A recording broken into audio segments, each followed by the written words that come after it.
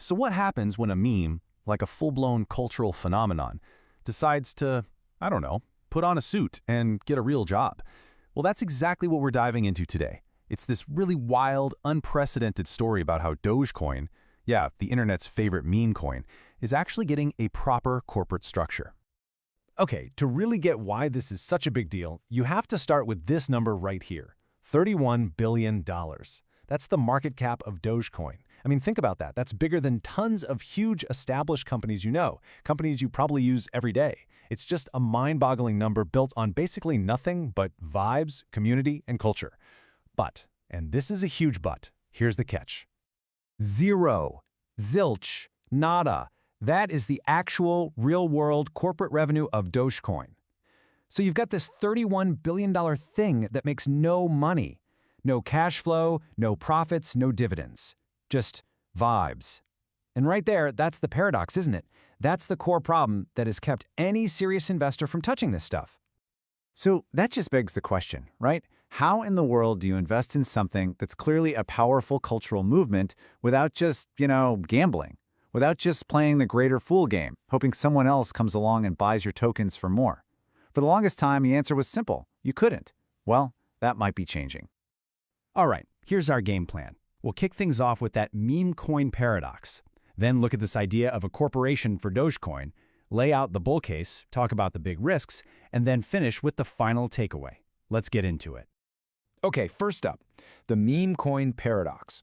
The big problem, the one we've kind of been dancing around, is that there's just no business model here. Nothing for serious money to grab onto. And that's why the big players have always stayed away. I mean, put yourself in their shoes. Whether you're a big fund or just a serious retail investor, these things are total deal breakers.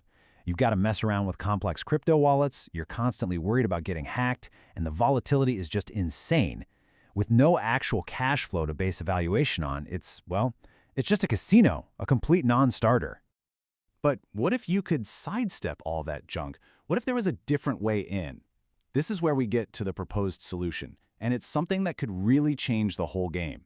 It's a way to invest in the Dogecoin ecosystem without just buying the token and praying. And that brings us to this, House of Doge. Now, this is not just another crypto project. Let's be super clear. It's a for-profit company, a C Corp. And its whole mission is to build the actual business infrastructure that Dogecoin has never had. We're talking about things like payment processing, getting merchants on board, real business-to-business services. So here's how it all fits together. It's kind of like a three-layer cake. At the bottom, you have Dogecoin itself, the crypto. It's decentralized, nobody owns it. Then you have the Dogecoin Foundation, which is a nonprofit that kind of looks after the ecosystem.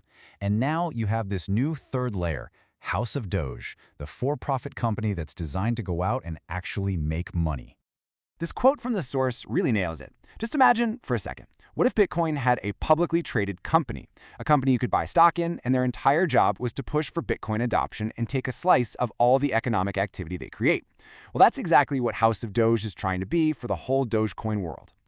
And listen, this isn't just some theory or a white paper idea. This is real. It's happening right now. House of Doge just merged with a company called Braghouse Holdings, and you can actually go buy its stock on the NASDAQ. The ticker is TBH. You can find it in your regular brokerage account, sitting right there next to stocks like Apple or Tesla. No crypto wallet needed. All right, so now we get to the meat of it, the bull case. Why would anyone actually invest in this company? Well, the whole argument really comes down to this massive shift, a shift from just speculating on a token to actually investing in a real business. And this is the absolute key difference right here. If you own the Doge token, your only way to make money is if the price goes up. That's it, pure price speculation. But if you own the stock, TBH, your potential return is tied to the company's performance. Can they generate real revenue from things like payment fees or business licensing? The token price could swing like crazy, but if the business is working, you're invested in that. And the potential market here? Wow, it's absolutely enormous. The source material pegs the total addressable market at over $1.5 trillion. That's combining the whole crypto payment space with an early focus on hospitality. I mean, think about it. If a tiny company like this could capture even a sliver of that pie, it would be completely transformative. And this, right here, is the core of the bull case. It's what investors call an asymmetric risk/reward. So the idea is this. With a company valued at just around $11 million, your downside is capped. You can only lose what you put in, right? But the potential upside, if they actually pull this off, is just gigantic. We're talking multiples, potentially 45 times, 90 times, maybe even hundreds of times what you put in. Okay, let's be real. The second you hear meme coin, your scam detector should be going off like crazy. And for good reason. The crypto space is just littered with scams. So we have to tackle the elephant in the room. How is this any different? Is this just another pump and dump scheme? You know, a classic crypto rug pull, but maybe with a bit more paperwork? It's the question every single cautious investor needs to ask, and the source actually lays out a few reasons why it might not be. So think about this. Unlike all those anonymous crypto projects, this is a real company trading on the NASDAQ. That means it has a real board of directors who can be held legally responsible.